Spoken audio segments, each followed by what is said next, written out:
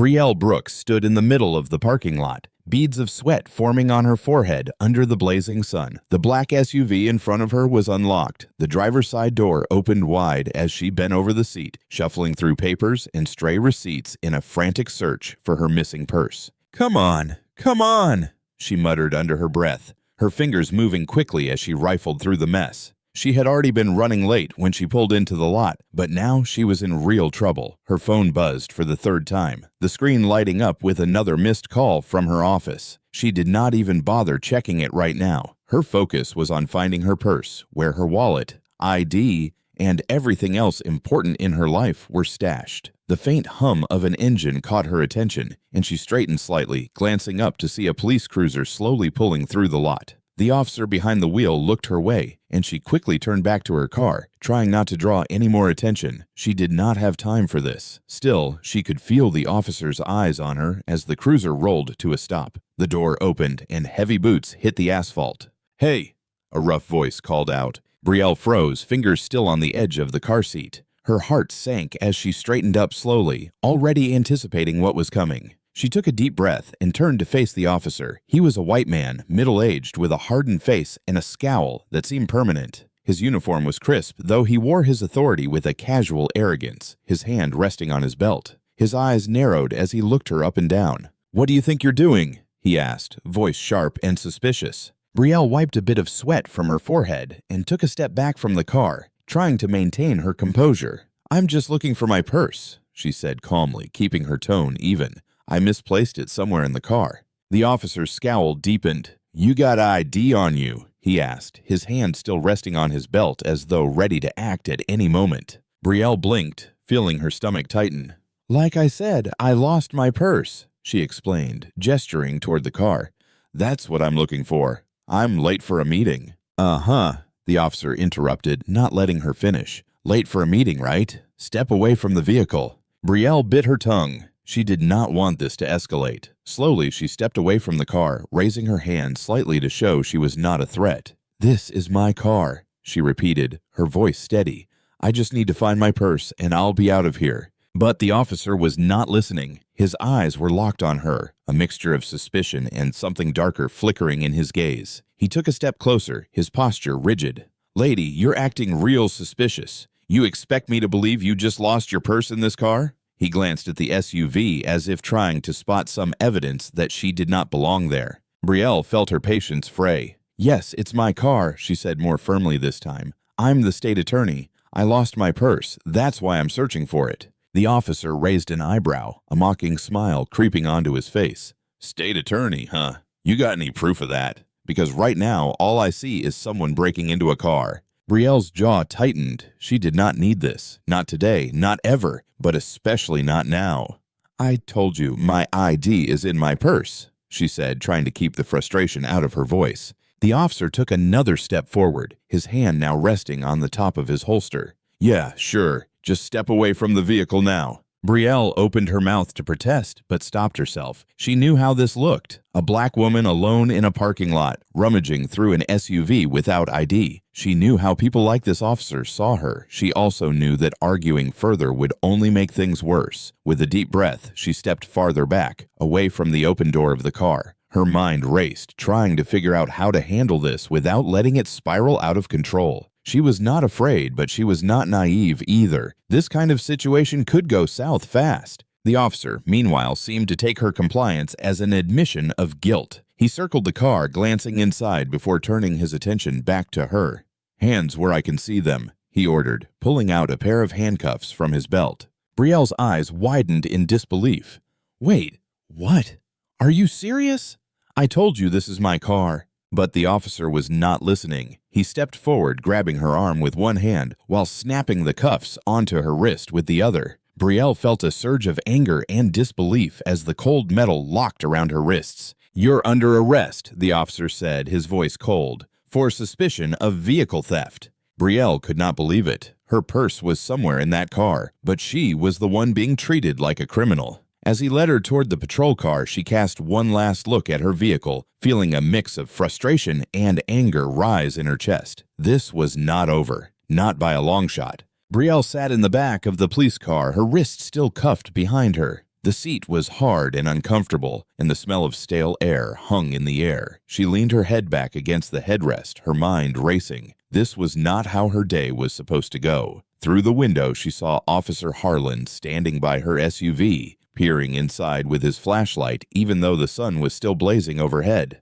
The suspicion in his eyes had not lessened. If anything, it had grown stronger, fed by the assumptions he had already made about her. Brielle sighed and glanced around the empty parking lot. A couple of people had walked by earlier, staring at her in the back of the police car but doing nothing, their faces tight with discomfort. No one had stepped in to ask what was happening. The door opened suddenly and Harlan appeared, his face set in a grim frown. He pulled her out of the car roughly and turned her to face him. "Still no ID?" he asked, his voice dripping with disdain. "I told you," Brielle said, her voice steady but clipped. "My purse is somewhere in my car. If you'll let me get it, I can show you everything you need." Harlan shook his head, ignoring her completely. "You expect me to believe that you're just some law-abiding citizen who lost her purse? Come on, you're trying to steal that car, it's obvious." Brielle took a deep breath, trying to keep her frustration in check. "Look, officer," she said, doing her best to stay calm. "I'm the state attorney. That's my car. If you just check the registration or run a background check, you'll see everything's in order." "State attorney?" Harlan let out a short, mocking laugh. "Lady, you can't be serious. People like you don't get jobs like that. Now stop lying. And maybe this will go easier for you." Brielle felt her jaw tighten. The anger bubbled up inside her. "People like me?" she asked, raising an eyebrow. "What exactly do you mean by that?" Harlan ignored the question, leaning in closer with a sneer. "What I mean is that you're making this harder than it needs to be. You should have thought of a better story." "State attorney," he scoffed. "I've heard worse, but that's up there." Brielle stared at him, her patience thinning. She had spent years working her way through law school, fighting against every assumption and barrier people had placed in front of her because of the color of her skin. Now, standing here handcuffed, facing this man who could not even bother to listen to her, all of that frustration boiled just beneath the surface. "This is ridiculous," Brielle muttered, more to herself than to Harlan. "Oh, it's ridiculous, all right," Harlan said, taking a step back and waving another patrol officer over. "You think you can just waltz in here, steal a car, and get away with it because you've got a fancy job title in your head? No way." Brielle shook her head in disbelief. "I'm telling you the truth. Why won't you just run the plates?" Harlan shot her an irritated look. "Why, so you can buy yourself more time? I know your type. You probably got a record. You think you're smarter than me, but you're not." Brielle had to fight back a retort. She knew better than to argue with someone like Harlan in this situation. Still, every word out of his mouth felt like a slap in the face. She knew he was not interested in the truth. He had already decided who she was. The second officer, a younger man, approached with a clipboard. He glanced at Brielle, then looked back at Harlan. "Everything all right here?" the younger officer asked, looking uneasy. Harlan waved a hand dismissively. "Just a routine arrest. She's got some excuse about being the state attorney or whatever. Doesn't have her ID, though, so I'm booking her for attempted vehicle theft." Brielle clenched her fists behind her back, the cold metal of the handcuffs digging into her skin. She could not believe this was happening. "You haven't even checked the plates," she said again, her voice firm. Harlan shot her a glare. "You can stop talking now," he said, his voice low and threatening, "or I'll make sure you regret it." Brielle bit her lip, holding back everything she wanted to say. She knew this was not the time to push him further. Instead, she kept quiet as Harlan and the other officer talked amongst themselves. Every second they wasted felt like an insult, a deliberate choice not to see her as anything but a criminal. After what felt like forever, Harlan finally spoke. "We'll see what the truth is once we get to the station." Brielle did not resist. She did not have the energy to fight this any longer. As the door slammed shut behind her, she closed her eyes and took a deep breath, willing herself to stay calm. This was not over. Not yet. She knew the truth would come out eventually. It had to. But the fact that she was being treated like this in the first place was a reminder of everything she had fought against her whole life. And as she stared out the window, watching the city blur past, she could not help but wonder how many others had gone through this exact same thing.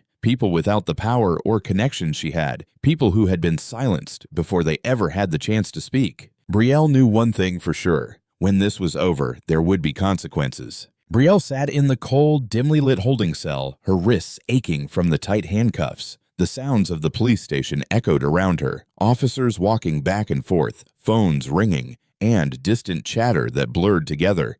It's sorry.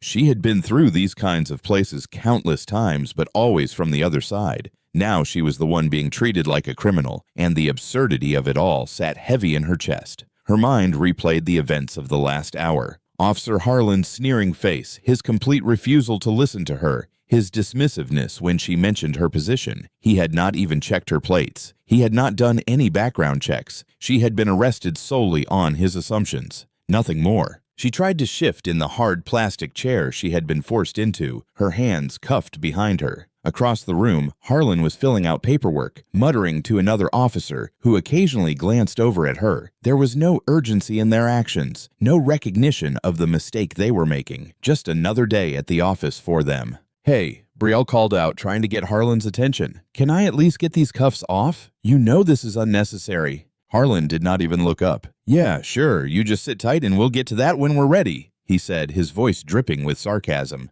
Brielle sighed, her frustration mounting. She had dealt with difficult officers before, but none as openly hostile as this. She was a state attorney, for God's sake. How was this happening? She had never expected to be in a position like this, especially not for simply looking through her own car. But here she was. After what felt like an eternity, Harlan finally walked over to her. He leaned down, placing his hands on the table in front of her, his expression still smug. "All right, state attorney," he said, his tone mocking. "You ready to come clean yet?" Brielle looked him dead in the eye. "I've told you the truth from the beginning. I'm the state attorney for this city, and you've made a huge mistake. But you're too wrapped up in your own bias to realize that." Harlan chuckled. "Bias? Lady, this isn't about bias. This is about you not having any proof, acting all suspicious, and giving me a bunch of excuses. You know how many times I've heard people say they've lost their ID?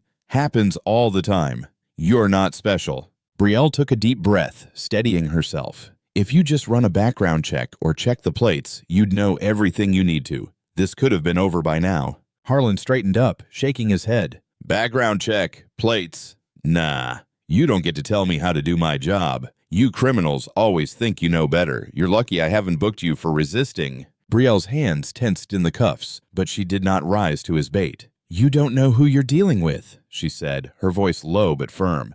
"When this is over, you're going to regret how you handled this." Harlan raised an eyebrow, but the smirk never left his face. "Is that so? What, you think you're going to scare me? Lady, I've been doing this job for years. I've seen it all. And trust me, whatever little power trip you're on isn't going to work here." Brielle did not respond. She was done arguing with him. There was no point. She just needed to get out of here and let the truth handle itself. Another officer, the younger one from earlier, walked over and handed Harlan a clipboard. He glanced at it, then handed it back without even bothering to read what was written. "What about her call?" the younger officer asked, looking somewhat uncomfortable with the situation. "Shouldn't she be allowed to make one by now?" Harlan waved him off dismissively. "She'll get her call when I say she gets her call," he muttered, turning his back on both of them. "Besides, what's she gonna do, call the mayor?" He laughed at his own joke. Brielle's frustration turned into a quiet, simmering anger. She knew the procedure, and she knew this was wrong. But more than that, she knew that Harlan did not care. This was not about justice for him. It was about control. And right now, he was enjoying every second of it. A moment later, another officer, an older man with a tired expression, walked in. He glanced around the room, his eyes landing on Brielle for a brief second. Something flickered in his gaze. Recognition, perhaps. But he quickly masked it and turned to Harlan. "Harlan, what's going on with her?" the officer asked, his voice gruff but curious. Harlan turned to face him, still relaxed, still confident. "Just another case of someone thinking they're above the law. Says she's the state attorney. Can you believe that?" The older officer raised an eyebrow.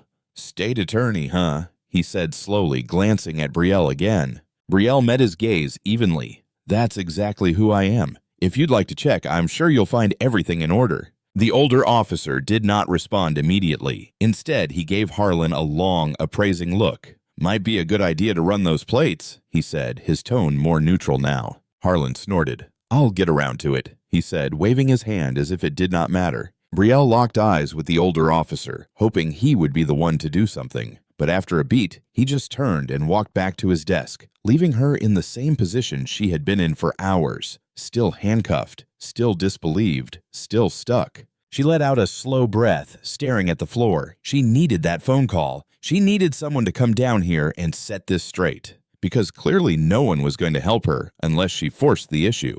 Finally, after what felt like an eternity, Harlan strolled back over, his grin as wide as ever. All right, princess, you want your phone call? You got it.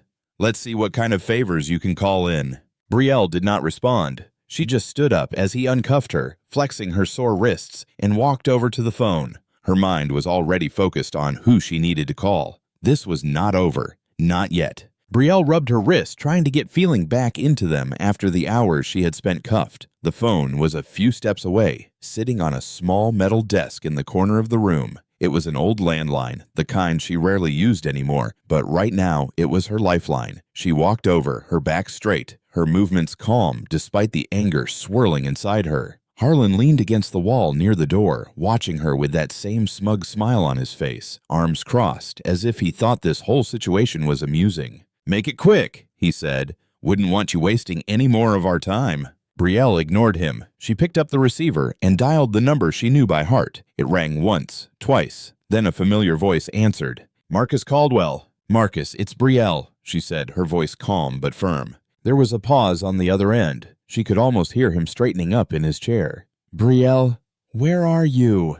"I've been trying to reach you." "I'm at the police station," she said, keeping her voice even though it was hard to keep the frustration out of it. "I was arrested." "Arrested?" Marcus's voice was sharp with disbelief. "For what?" She glanced at Harlan, who was still watching her with that same lazy smirk. "They think I was trying to steal my own car," she said dryly. There was a brief silence, and then Marcus sighed. "Which station are you at?" "Central Precinct," Brielle replied, her eyes locked on Harlan. "And I need you down here as soon as possible." "I'm on my way," Marcus said quickly. "Don't say anything else. I'll handle it." Brielle hung up the phone, her fingers tight around the receiver for a moment before she placed it back down gently. She turned to face Harlan, who raised an eyebrow at her. "So who's coming to save you?" he asked, his tone dripping with condescension. "Your lawyer." Brielle's lips tightened into a thin line. "Yes," she said simply, her voice steady. Harlan pushed himself off the wall and took a step toward her, his eyes narrowing. "You know, you've got a real attitude for someone in your position. Most people would be grateful to get a phone call, but you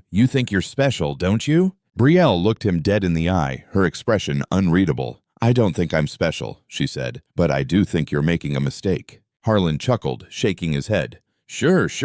I'll believe that when I see it." He turned and walked out of the room, leaving Brielle standing alone. She took a deep breath, then sat down in the chair, trying to calm herself. This was far from over, but knowing Marcus was on his way gave her some relief. He was not just a lawyer. He was one of the best, and they had worked together on many cases. He knew how to handle situations like this, and she trusted him completely. Still, the fact that it had come to this at all was infuriating. She looked around the small, drab room, the walls painted an unpleasant shade of gray, and the fluorescent lights casting a harsh glow over everything. It was a room designed to make people feel small and powerless. But Brielle refused to let it affect her. She had spent too long fighting for justice in rooms like this to be broken by one arrogant officer's assumptions. Time passed slowly, each minute dragging as she sat there waiting. The door opened occasionally as other officers passed by, glancing at her with mild curiosity, but saying nothing. No one bothered to check her background or confirm her identity. It was as if they were content to let her sit there indefinitely. Another nameless, faceless person caught in the system.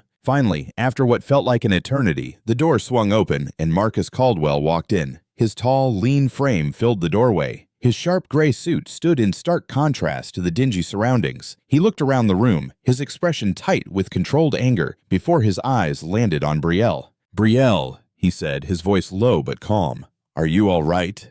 Brielle nodded, standing up from the chair. "I'm fine, but we need to deal with this now." Marcus turned to the officer who had followed him in. "I want to speak to whoever's in charge here immediately." The officer, younger than Harlan, shifted uncomfortably and looked toward the hallway.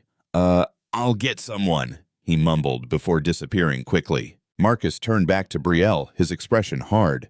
"Unbelievable. They didn't even check your ID." "No," Brielle said, her voice tight. "They arrested me without doing any kind of background check. Just took me in based on Harlan's assumptions." Marcus clenched his jaw, his fists tightening at his sides. "This is completely unacceptable. Don't say anything else. I'll take care of it." They did not have to wait long. Officer Harlan re-entered the room, his cocky demeanor slipping just slightly when he saw Marcus standing next to Brielle. He paused in the doorway, sizing Marcus up. "You must be the lawyer," Harlan said, his tone still flippant, though there was an edge of uncertainty in his voice now. "That's right," Marcus said smoothly, "and I'm here to inform you that you've made a grave mistake. You arrested the state attorney without cause, failed to perform even basic checks, and violated her rights.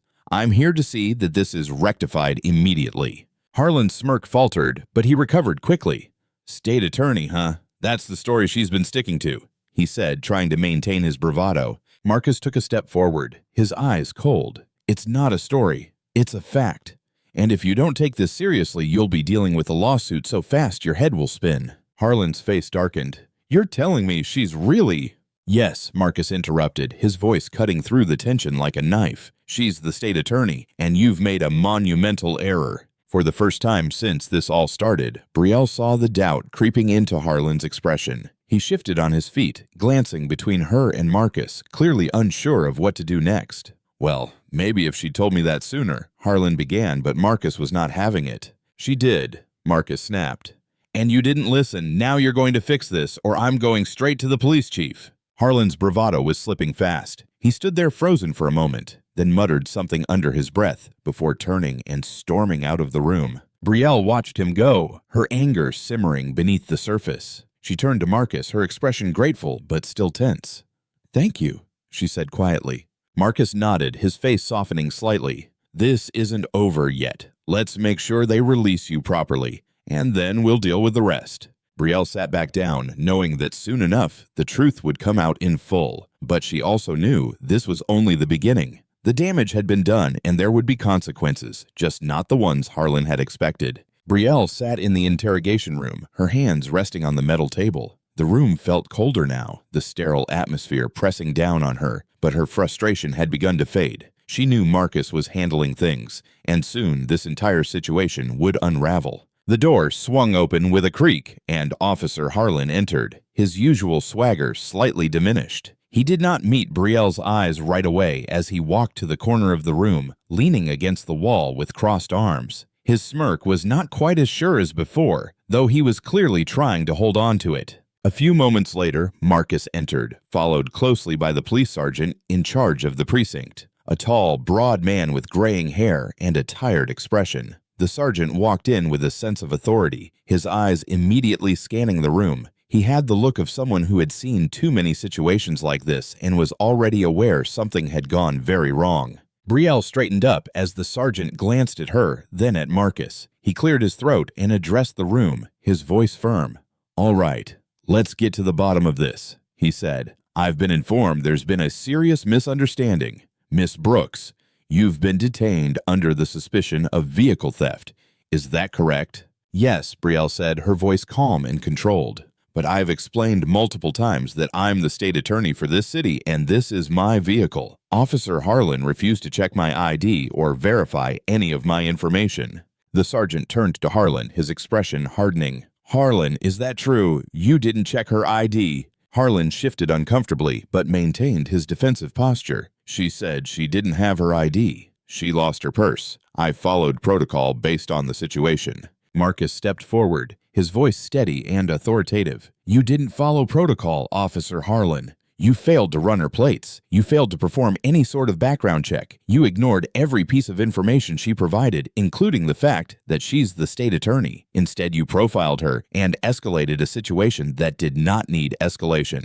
Harlan clenched his jaw, his face reddening. "She didn't have proof on her. I can't just take people at their word. We deal with liars all the time." The sergeant held up a hand to silence Harlan, his expression stern. "That's enough. The issue isn't whether she had ID on her at the time. It's how you handled this from the start. Did you or did you not verify her identity through any other means?" Harlan looked away, clearly uncomfortable. "No," he muttered. Brielle watched the exchange, her frustration simmering under her calm exterior. She had tried to reason with Harlan, had given him every chance to check her information, but he had not cared. Now he was finally being called out for it. Marcus took another step forward, his voice rising slightly. And when I arrived, you still refused to acknowledge who she was. You continued to mock her and dismissed my explanation outright. You're not just negligent, Officer Harlan. You're reckless. The sergeant's eyes narrowed at Harlan, who was now standing with his arms crossed, his face hardening in defense. You need to learn how to handle these situations properly, the sergeant said. This isn't about catching people in lies. It's about doing your job thoroughly. You didn't do that, and now we've detained the state attorney under false charges. Harlan scowled, but there was no denying the shift in the room. He was no longer in control, and everyone knew it. I was doing my job, he muttered, his voice quieter now. Brielle finally spoke up, her voice cold and measured. No, you weren't. You were abusing your power. You saw me and made a judgment without any evidence. You ignored everything I said because you did not believe someone like me could hold a position like mine. Harlan's eyes snapped to hers, anger flickering across his face, but he stayed quiet. The sergeant sighed and turned back to Brielle. Miss Brooks, on behalf of this department, I apologize for the way this was handled. We will release you immediately, and this will be thoroughly reviewed. Brielle's eyes stayed on Harlan as she spoke, her voice unwavering. I appreciate that, but this isn't over. There will be consequences, not just for me, but for every person who has been treated this way and has not had the power to fight back. The room went silent for a moment, the weight of her words hanging in the air. The sergeant nodded solemnly. Understood. I'll see to it personally that this is addressed. Marcus placed a reassuring hand on Brielle's shoulder, and she stood up from the chair, ready to leave the room. But as she walked toward the door, she turned one last time to face Harlan. You should have listened when I told you who I was, she said quietly but firmly. Next time, maybe you'll think twice before you judge someone based on nothing but your own assumptions. Harlan did not respond, but his jaw tightened, his fists clenched at his sides. It was clear he was still unwilling to accept the reality of what had just happened, even as the truth stared him in the face. Brielle walked out of the room with Marcus by her side, feeling the cold satisfaction of knowing that justice, for now, was in her hands. But she also knew that this was not the end. There were larger battles to fight, and this was just the beginning. The next day, Brielle found herself back at the police station, walking into the familiar building with an air of determination. This time, however, she was not alone. Marcus Caldwell, dressed in his usual crisp gray suit, walked beside her, his presence a quiet but powerful reminder of the support she had. Today's meeting was with Chief Ramirez and Harlan again, but the air was heavier. The investigation had moved quickly, and the stakes were higher now. As they approached the chief's office, Brielle felt the tension settle around her shoulders, but it did not shake her resolve. She knocked once before pushing the door open. Inside, Chief Ramirez sat behind his desk, his expression serious but unreadable. Officer Harlan was seated to the side, his posture tense. He looked up when she entered, his face betraying a flicker of discomfort, but he quickly masked it with the same hardened expression he had worn the day before. This time, though, it was not backed by the same confidence. Brielle nodded curtly at Chief Ramirez, then sat down across from Harlan. The tension in the room was thick, but Brielle was calm, collected. She knew what needed to be said, and she was not going to let Harlan off the hook. Chief Ramirez cleared his throat and began speaking, his voice even but with a tinge of weariness. Miss Brooks, I want to first offer a formal apology on behalf of the department for what occurred yesterday. I've reviewed the situation, and it's clear that proper procedure was not followed. I assure you this will be dealt with seriously. Brielle met his gaze, her face unreadable. I appreciate the apology, Chief, she said, her tone controlled. But apologies do not change what happened. Your officer racially profiled me, refused to verify my identity, and escalated the situation unnecessarily. Harlan shifted in his seat, his jaw tight. He stared straight ahead, not meeting Brielle's eyes, but the discomfort in his posture was evident. Chief Ramirez glanced at Harlan before continuing. I understand, and I agree that Officer Harlan's actions were unacceptable, Ramirez said. That's why we're placing him on leave without pay pending a full investigation. Brielle nodded slowly, but her eyes remained fixed on Harlan. That's a start, but this is not just about me. It's about how many people like me get treated the same way and do not have the power to defend themselves. How many people have been in this exact situation but did not have someone like Marcus Caldwell to call or a title like mine to pull them out? Harlan shifted again, his discomfort growing more apparent. He finally spoke, his voice low and defensive. Look, I did not know who you were, okay? If I'd known, things would have gone differently. Brielle raised an eyebrow, her voice sharp.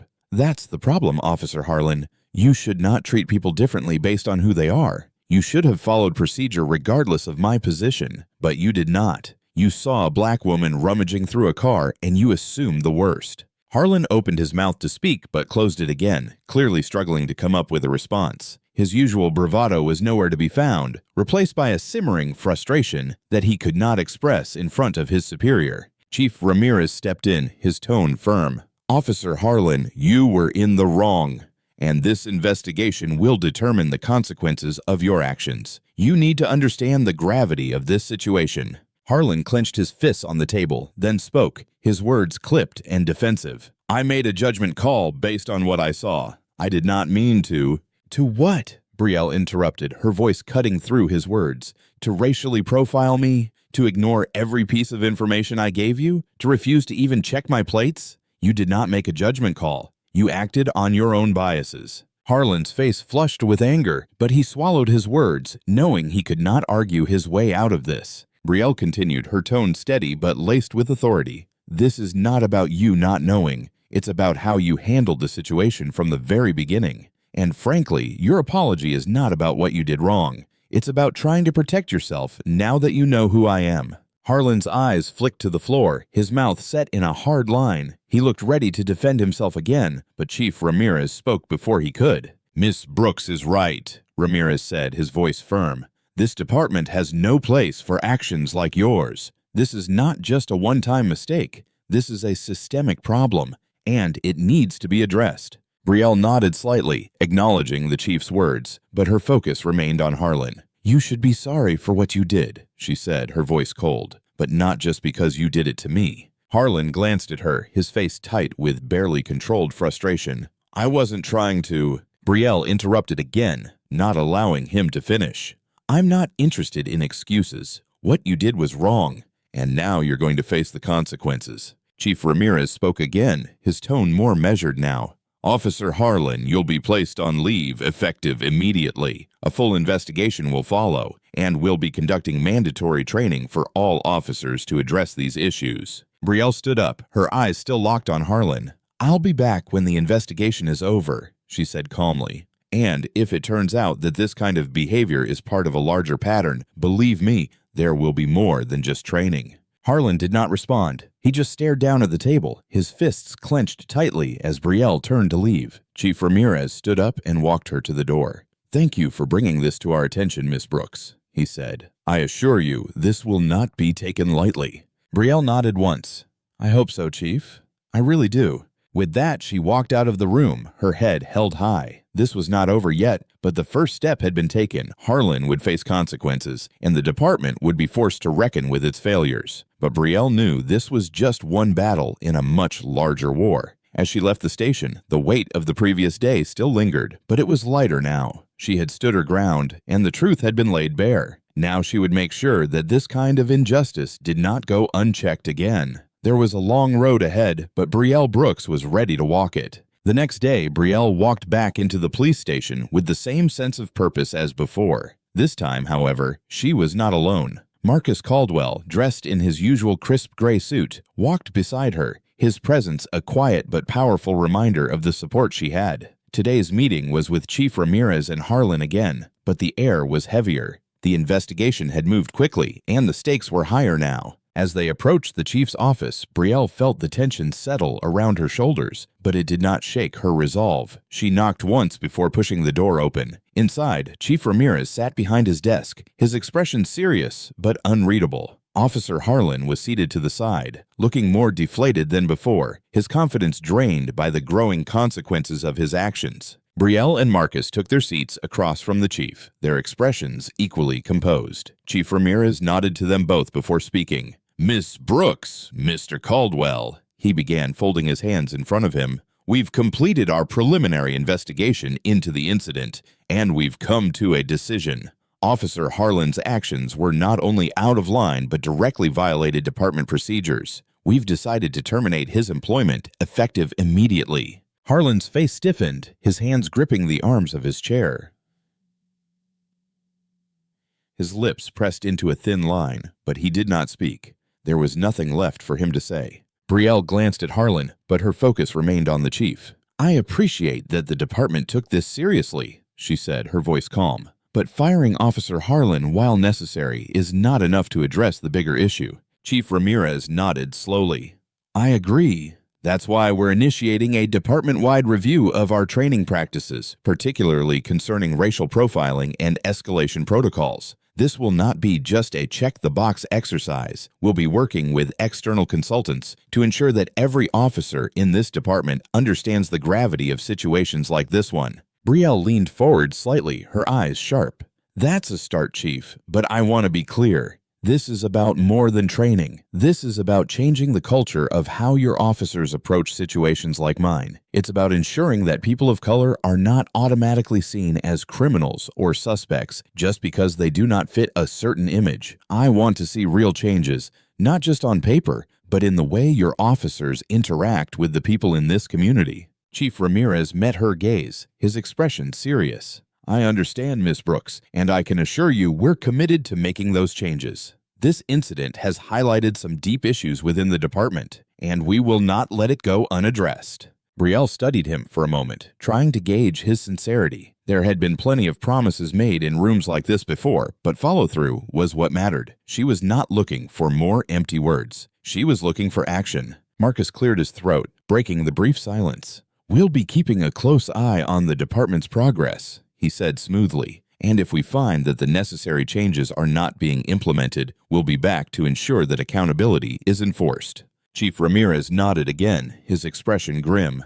"I understand. I'll make sure you're kept updated on our progress." Brielle turned her attention to Harlan, who sat stiffly, his gaze fixed on the floor. She was not looking for an apology from him. She knew she would not get one, at least not one that meant anything, but she was not going to let him off the hook without making her point clear. "Harlan," she said, her voice steady, "you had a choice that day. You could have done your job properly, listened to me, and checked the facts. Instead, you chose to act on your own prejudices. You assumed I was guilty because of how I looked, and you escalated the situation because you believed you had the power to do so. Now you're facing the consequences of that choice." Harlan finally looked up, his face pale and drawn. He opened his mouth as if to speak, but no words came. He simply stared at her, resentment flickering in his eyes. Brielle did not need his response. She had said what she needed to say, and the weight of her words hung in the air between them. Chief Ramirez cleared his throat, breaking the tension. "Officer Harlan, you are dismissed.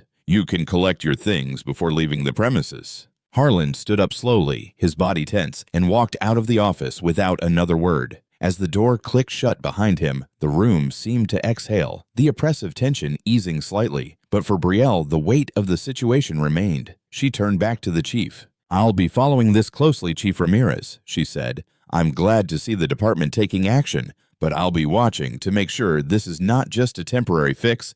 There's a long way to go." Chief Ramirez nodded. "I understand, Miss Brooks, and I welcome your oversight. We all want the same thing here, justice and accountability." Brielle stood, signaling that the meeting was over. "It's spur." Marcus rose beside her, and they made their way toward the door. Before leaving, Brielle paused and turned back to the chief one last time. "I hope you mean that," she said quietly, "because this is just one officer, one incident. The system is still broken, and it's going to take more than firing someone to fix it." Chief Ramirez gave her a solemn nod, his face lined with the weight of his responsibility. "We'll do everything we can to make sure this does not happen again. I give you my word." Brielle did not respond. Words were only the beginning. As she and Marcus walked out of the station, the sun was just beginning to rise over the city, casting long shadows on the streets ahead. She knew this was a victory, but it was just one step in a much larger fight. There was still so much work to do, so many more battles to face. But for now, she allowed herself a moment of quiet satisfaction. Officer Harlan was gone, and the system that had protected him was finally being forced to reckon with itself. It was not enough, but it was a start. And for Brielle Brooks, that was something worth fighting for. A week had passed since Officer Harlan's termination, but the event still weighed heavily on Brielle's mind. She sat in her office, staring out at the busy streets below, the noise of the city barely registering. The battle against one officer's blatant misconduct was over, but it had not left her feeling victorious. The system that allowed Harlan to operate unchecked was still very much intact, and Brielle knew she could not rest until real change was in motion. Her phone buzzed, snapping her out of her thoughts. It was Chief Ramirez. She picked up the phone, her voice calm, as if bracing herself for whatever was next. "Brielle Brooks." "Miss Brooks, it's Chief Ramirez," he said, his tone formal but more relaxed than before. "I wanted to update you on the internal reforms we've started. The department has begun implementing the new training protocols. The consultants are working with us to ensure racial profiling and escalation training is thorough, and I'd like to offer you a seat on the oversight committee to make sure we're staying on track." Brielle leaned back in her chair, processing his words. "I appreciate the offer, Chief. It's a step in the right direction, but I hope this is not just about making things look good on paper." Ramirez paused briefly before responding. "I assure you, Miss Brooks, this is about more than appearances. We're committed to making real changes, and your insight would be valuable to the process." Brielle considered his words carefully. "I'll think about it," she said. "I'm not interested in being part of a show. If I join this committee, it's to make sure the work actually gets done and that it's done right." "Understood," Chief Ramirez replied. "We'll welcome your participation whenever you're ready. And again, I'm sorry for what happened. It's clear there's a lot of work to be done." Brielle ended the call and placed the phone back on her desk. Chief Ramirez's efforts seemed sincere, but she could not shake the lingering skepticism that had grown over the years. She had seen too many promises of reform that led nowhere. Too many press conferences, too many public apologies followed by silence. She rose from her chair and began to pace slowly by the window, the weight of responsibility heavy on her shoulders. Harlan's firing had been a necessary step, but it was just one officer in a system that had been failing people like her for years. She thought about the countless others who had faced the same injustices, but without the power or position to fight back. Her thoughts shifted to the community meetings she had already started organizing. They were small for now, but word was spreading, and more people were beginning to come forward with their own stories of mistreatment. It was clear that Harlan was not an isolated case. He was a symptom of something much larger, and that was where the real battle lay. A knock on her office door pulled her from her thoughts. Marcus Caldwell walked in, his face calm but knowing. He did not need to ask how she was feeling. He already knew. "Got your message," he said, taking a seat across from her desk. "How are things?" Brielle sat back down, letting out a slow breath. "Chief Ramirez called. They've started the reforms, and he wants me on the oversight committee." Marcus raised an eyebrow. "And are you considering it?" "I don't know," she admitted. "Part of me wants to be involved, to make sure they're not just checking boxes. But another part of me is tired of hearing the same promises, tired of fighting the same fight." Marcus leaned forward slightly. "You've always known this would not be easy, but you're in a unique position, Brielle. You can hold them accountable in a way that few others can." Brielle sighed, looking out the window again. "I know. It's just, I want this to be real, Marcus. I don't want to be part of something that's all talk and no action. I want real change." Marcus nodded, his voice soft but firm. "Then make it real. Be the one who keeps pushing, who keeps asking the hard questions. You've already started to make a difference, but this is just the beginning." Brielle was quiet for a moment, thinking about the meetings, the stories she had heard from people in the community, people who had been silenced for too long. "I've been organizing community forums," she said. "People are starting to come forward. I'm hearing stories that echo what I went through, but most of them do not have the platform I do. If I take this seat on the committee, I want to bring those voices with me. It's the only way I can make sure this is not just about me." Marcus smiled faintly. "Then do it. If anyone can bring those voices to the table, it's you." Brielle nodded, a sense of clarity settling in. She could not let the exhaustion win. There were too many people depending on her, even if they did not know it yet. The fight was bigger than just one officer, one incident. It was about dismantling the biases and systems that had been allowed to fester for far too long. She picked up her phone and began typing a message to Chief Ramirez. "I'll take the seat on the committee, but understand this. I'm bringing the community with me, and we're not here for half measures." As she hit send, a sense of purpose filled her. The road ahead would be long, but she had never been one to shy away from hard work. Marcus stood up, sensing the shift in her energy. "You're doing the right thing, Brielle, and I'll be right there with you every step of the way." She looked up at him, grateful for his support. "Thanks, Marcus. I'll need all the help I can get." After Marcus left, Brielle stayed at her desk, but this time her focus was sharp. The small victories of the past week were important, but they were just the foundation for the larger work ahead. The system would not change overnight, but brick by brick, case by case, she was determined to tear down the walls that had kept so many people trapped for so long. Brielle leaned back in her chair and let her mind settle on the work still to come. She had taken the first step, and there was no turning back now. The fight for justice, for true accountability, was far from over, but Brielle Brooks was ready. As the day turned into evening, the quiet satisfaction of knowing that progress was in motion allowed her to breathe a little easier. She had taken on the system, and now she was part of the force that would change it. And for the first time in a long time, it felt like justice was not just an ideal, it was within reach.